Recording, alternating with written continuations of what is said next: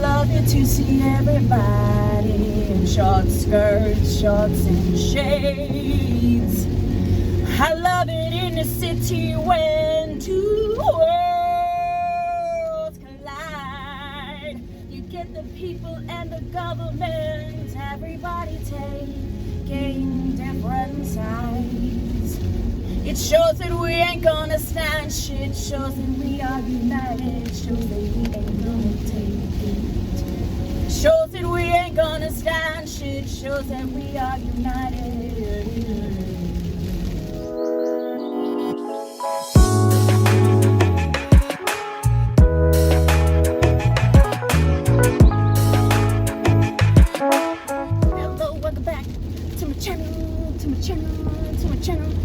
As per usual, I'm hyperactive because I have ADHD, and that's what this car vlog is about. And I don't know why I am yelling, other than the fact that it's raining. Yeah. So someone had wanted me to talk a little bit about, or a little bit more about ADHD. And the more and more I thought about it, I'm like, it's multi-layered. So this, I'm just gonna do some of the basics. And it's more a video for the person who thinks that they might have ADHD, especially female ADHD, because ADHD in girls and females actually presents often quite a bit different than it does in boys. So one of the things, first of all, I would urge you to do is to get tested for ADHD. It's a behavioral style, assessment style test. ADHD definitely presents in behavior, so that's a positive because there's a way to test it, there's a way to understand. This is not a video where I am advocating medication. That would be up to any provider that you have. I often feel like, there's other methods, behavioral methods, situational, environmental things that can support someone who has ADHD. I don't think it's necessarily unmanageable without medication. I do not take ADHD medication. Have I in the past? Yes, I have. I've taken it situationally where it was just imperative for me to do so. But I guess I kind of lean into it. It's a part of me. I think it helps me to see and process things differently. Sometimes I kind of do skim the top. If I don't feel like it's something that needs to go in, I'm like, because there's too much in there as it is. However, I do feel like I can work a little faster. I think a little faster than other people, which has its positives and negatives, like, don't get me wrong. But that being said, I do think it's very important to get tested because although ADHD, they have made it the diagnosis, it's sort of like an umbrella. There are definite variations where I'm not even going to call it your disability, but where the focus area is for you in terms of what you need to be addressing and working with regard to it. So my ADHD comes a lot in attention and focus. I get bored super easy. However, I have learned that if I hear something musically, or if someone's like talking to me, or especially like audiobooks and things, I interpret the information much differently. I can actually tell you, like if I'm listening to an audiobook and you ask me about a particular spot, my brain actually brings up the place I was when I heard it. So if I was driving in a certain place, or if I was in a certain car, which is one of the things that they often say in terms of ADHD.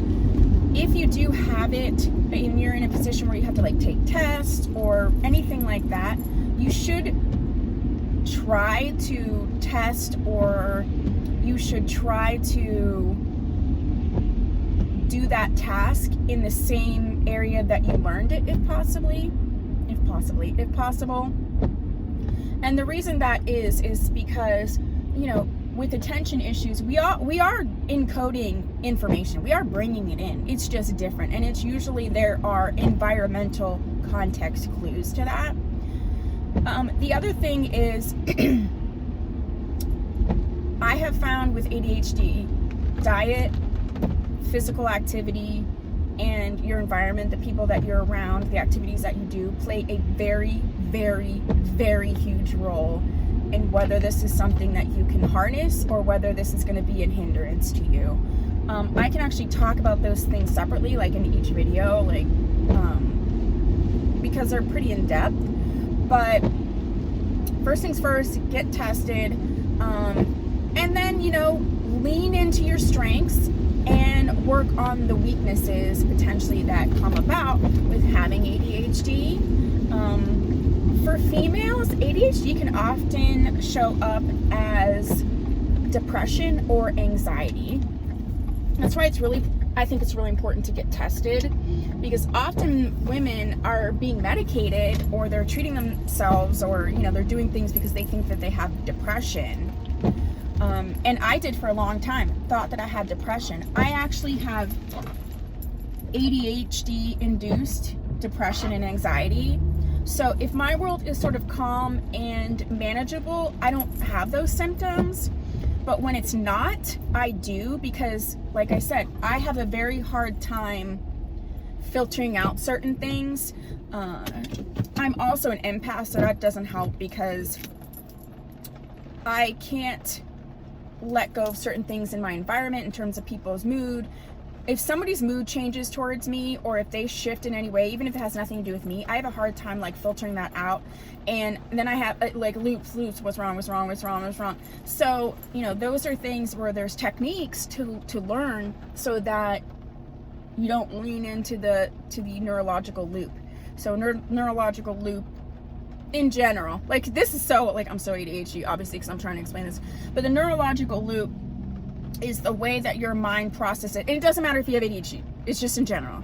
It's the way that your mind processes information. And sometimes we can actually get into a neurological loop cycle that is dysfunctional.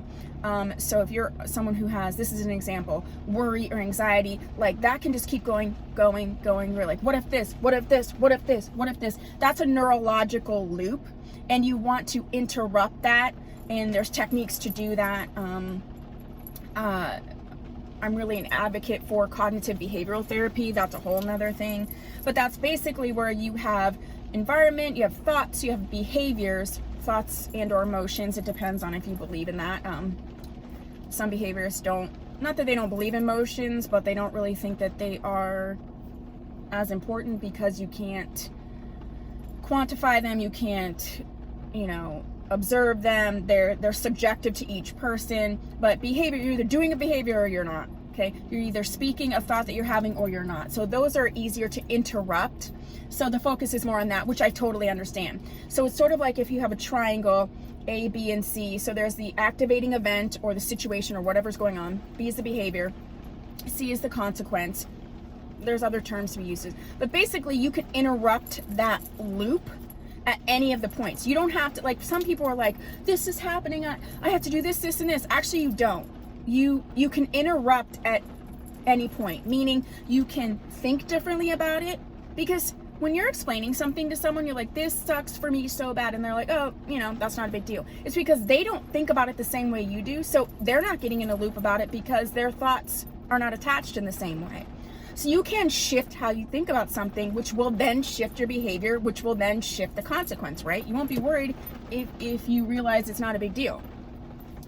Or you can shift the behavior. If you are feeling anxious and worrying, instead of sitting in that moment, sitting at your computer, sitting at your desk, freaking out, go outside, go take a walk, go do something you enjoy. Interrupt the behavior so the loop can't keep going if you take yourself out of it. Doesn't mean you solved anything, not in that moment, but it means you took yourself out of this loop so you can look at the situation a little more clearly, okay? If you want me to know more about, you know, cognitive behavioral therapy, that would be a whole thing. But, so in this video, what I'm really saying is this. If you are a female, you think you have a hard time either, you know, focusing, paying attention, filtering out information, if you're kind of feeling anxious a lot, when there's too much going on, if you have a hard time where someone says, you know, they were talking to you and you weren't listening, if you have executive functioning issues, that's what I feel like people don't speak about as much with attention deficit. Is it's not that you can't pay attention, but when you have executive functioning is like, okay, I have a work project or a school project that I'm assigned. This is the end date. What do I need to do to get there? If you have executive functioning issues, that would be very difficult to do. It can definitely be addressed, but that can cause you worry, anxiety, anxiousness, all that type of stuff. So if you really feel like any of those things may be true, I would say go and get tested.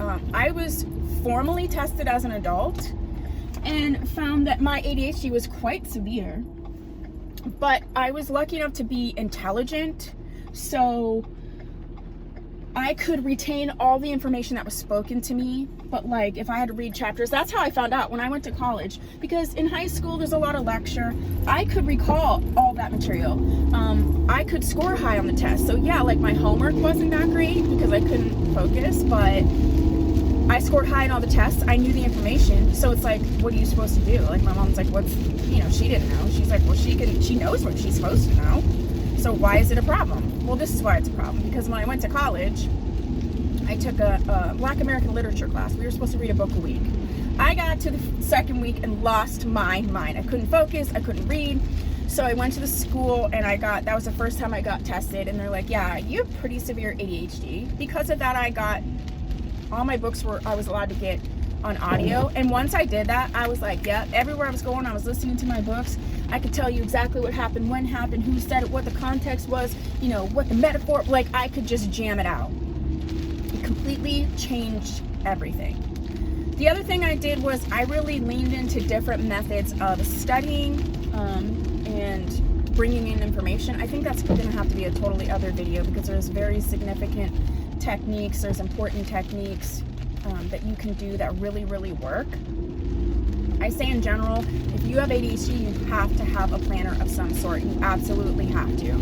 If you perform better like with a bullet journal or that type of planner, do that. If your computer planner works well, do that. You absolutely, because you want to set yourself up for success and not failure.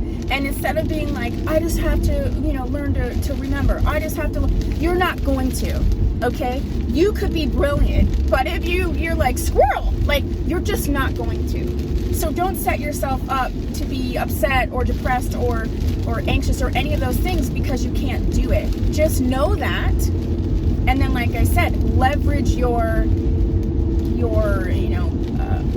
strengths and set yourself up for your weaknesses to work to your advantage. I know pretty much if you tell me, yeah, we're going to Scooby-Doo on this day block, yeah, I'll go. I probably won't remember.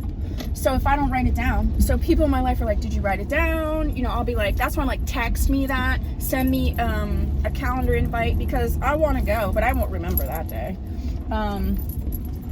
So yeah, that's just a little bit about ADHD. I actually love my ADHD, which may sound weird. It gives me crazy energy. It allows me to see things differently than other people. It also allows me to understand that other people bring in information differently. I feel like if you just learn traditionally, sometimes you don't get it. I don't have a learning disability. I'm not being goofy, but I'm pretty smart. But like what I tell my son, you're only as smart as you can demonstrate. So if you can't demonstrate what you know, you could be smart, but it's like just in your own head. So, anyway, blah, blah, blah. Drinking my grapefruit juice. So if you have any specific questions about ADHD, if there's a video topic about ADHD, someone already asked it in terms of like studying. I'm going to go into all that because I was actually a straight A student in college for both my undergrad and my master's with very severe ADHD, which I was not taking medication for. So I'll do a whole video on that, which can also work if you have work projects and things too. And if you haven't subscribed, please do so. If you have, thank you so much. I will see you in the next video. Oh, this wig. This is Outray's Amara. I just reviewed her. She's in a family of wigs with Amara, Coco, and Soraya. And then there's Haley, which I haven't reviewed yet. I have her, but I haven't reviewed yet. So this is in 2T27, which I love. So that'll be coming up. If it's not up, you know, I pre-filmed. Go ahead and tell me why you want to see this. Well, you don't even have to tell me why. Just say you want to see this. I pre-film, and that's one of the reasons I do that is because I have ADHD. So when I'm in the mood to film, or I can set myself up to film, I just bang and film. Because I know I'm going to be like, squirrel. Like, I set myself up to know that I might be like off in La La Land for a week. And I want to have a consistent schedule, so I have to prepare ahead of time. So yeah, I can go into all that too. Anything you want to know, you know, just put it down there and I will share that. It's a rainy day, but I want you to have a super fabulous day, because it may not be raining where you're at. Anyway. And I'll see you in my next video. Bye.